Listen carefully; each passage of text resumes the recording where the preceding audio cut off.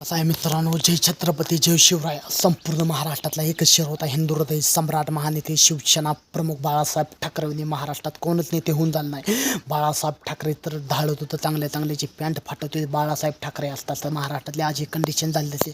आता सगळी राजकारण आले, मतलबीसाठी आले, भलतीचं राजकारण करायला लागलं. भलतंच समाजमध्ये अत्याचार, समाजमध्ये भ्रष्टाचार, समाजमध्ये मारपीट, समाजासाठी जातीवाद, हे जातीवाद हे करून संपूर्ण महाराष्ट्रात हे राजकारण चालले. बाळासाहेब ठाकरे महाराष्ट्रातली शान, भारताची शान, महाराष्ट्रातला टायगर म्हणत होते. त्यांना इतके मोठे नेते होते बाळासाहेब ठाकरे.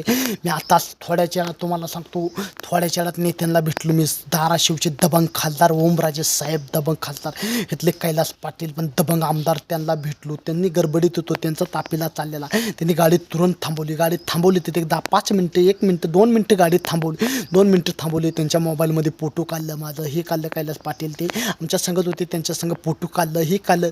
पण आज तुम्हाला सांगतो, जनतांसाठी, तरुणांसाठी, युवकांसाठी, येणाऱ्या पिढीसाठी, तरुण पिढीसाठी, येणाऱ्या नसल्यांसाठी, येणाऱ्या काळांसाठी, येणाऱ्या भविष्यासाठी महाराष्ट्रात किती समाजमध्ये अत्याचार होते, महाराष्ट्रात किती भडकवायचं वातावरण होते, महाराष्ट्रात गोरगरिबांवरती किती अत्याचार होते.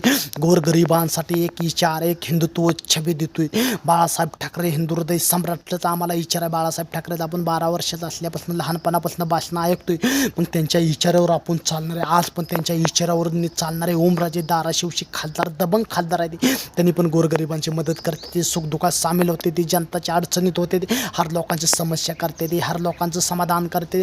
प्रत्येक लोकांचा सामाजिक, माणसाचा सामाजिक कार्यकर्त्याचा, कुठल्या जातीचा असो, ह्याचा असो, 18 पकड जातीचा असो, प्रत्येक लोकांचा फोन उचलते. अशी महाराष्ट्रात नेते झाले, असे महाराष्ट्रातले मुख्यमंत्री झाल्यावर, असे महाराष्ट्रातले कॅबिनेट मंत्री झाले, गृहमंत्री, महाराष्ट्रात कॅबिनेट मंत्री झाले, पालकमंत्री झाले. तर असं महाराष्ट्रात किती उत्सव होईल, महाराष्ट्रात किती चांगल्यावर गोरगरिबावरती अत्याचार होणार नाही, भ्रष्टाचार होणार. पण असं हिंदू हृदय सम्राट बाळासाहेब ठाकरेंना असे कार्यकर्ता, असे शिवसेनेचे सैनिक, असे त्यांनी उभा राहून करून गेले. ते एक जगाला इतिहास जागरून, त्यांनी एक इतिहास जागृत केला आहे. कुठल्या बामणाकडे जाऊ नको, कुठल्या ज्योतिषाकडे जाऊ नको, कुंडली बघायला बाळासाहेब ठाकरे असे म्हणत होते.